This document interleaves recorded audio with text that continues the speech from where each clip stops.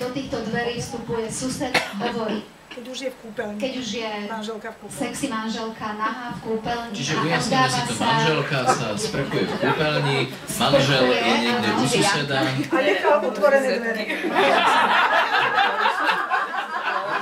A prichádza sused a hovorí. Haló, susedia, kde ste?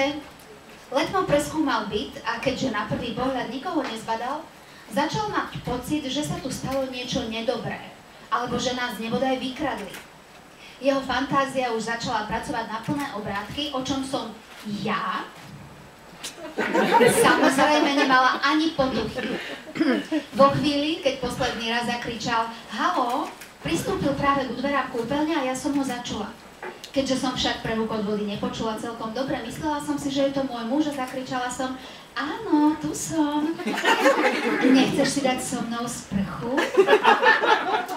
Ani neviem, či som to vôbec stihla dopovedať, ale dvere na kúpeľni sa prudko otvorili a na moje prekvapenie v nich nestal môj muž, ale sused Miro, ktorému nečakaný pohľad na moju nahotu spôsobil taký šok, že ostal stáť v nemom úžase a s otvorenými ústami. Skôr než sa mu z úst vydral akýsi zvláštny vzdych a stihol vysloviť moje meno, skríkla som od prekvapenia a chcela som na seba v rýchlosti hodiť nejakú osušku. Úplne zmetená, nevedela som si nejako vysvetliť, čo robí sused Miro v našom byte a prečo mi vošiel do kúpeľne, keď som vo vani. Totálne zaskočená touto absurdnou situáciou, som sa v náhlivosti pošmykla a čo čert nechcel, spadla som do vane. Skríkla som, ale tento raz od bolesti. To už Miro opätovne nadobudol ducha prítomnosť, priskočil ku mne, zastavil ešte stále striekajúcu vodu zo sprchy, ktorú som pri pošmyknutí pustila z ruky, chlácholivo sa na mňa usmial a rýchlo vysvetlil. Prepáč, blázonko. Ale mali ste otvorené dvere na byte. A tak som prišiel pozrieť, čo sa stalo. No a keďže nikde nikoho nebolo, dostal som sa až sem. Ty si nechávaš otvorené dvere do bytu, keď sa sprchuješ? Usmial sa na mňa, pozrel mi šibalsky do očí a keď sa uistil, že som konečne pochopila a nebudem už kričať, jeho pohľad sklzol po mojom nahom tele ako dieťa po klzačke. Začervenal sa, znovu mi spýtavo pozrel do očí a pohľadom zabudil na moje prsia.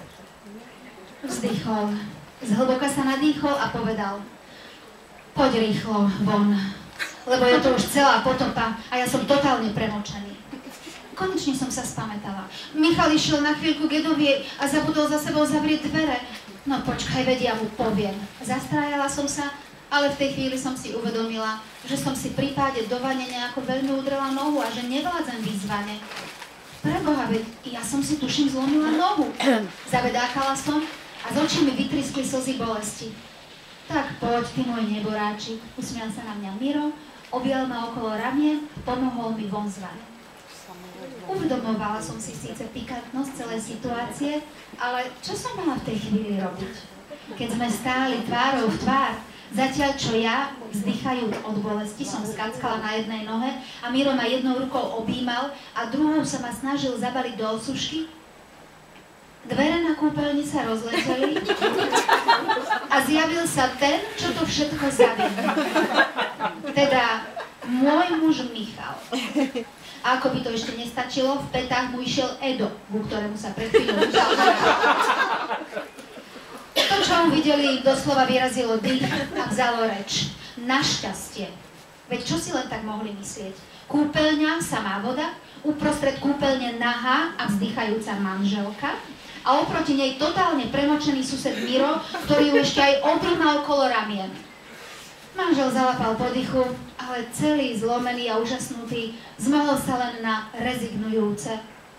A toto čo má znamenať pre Boha?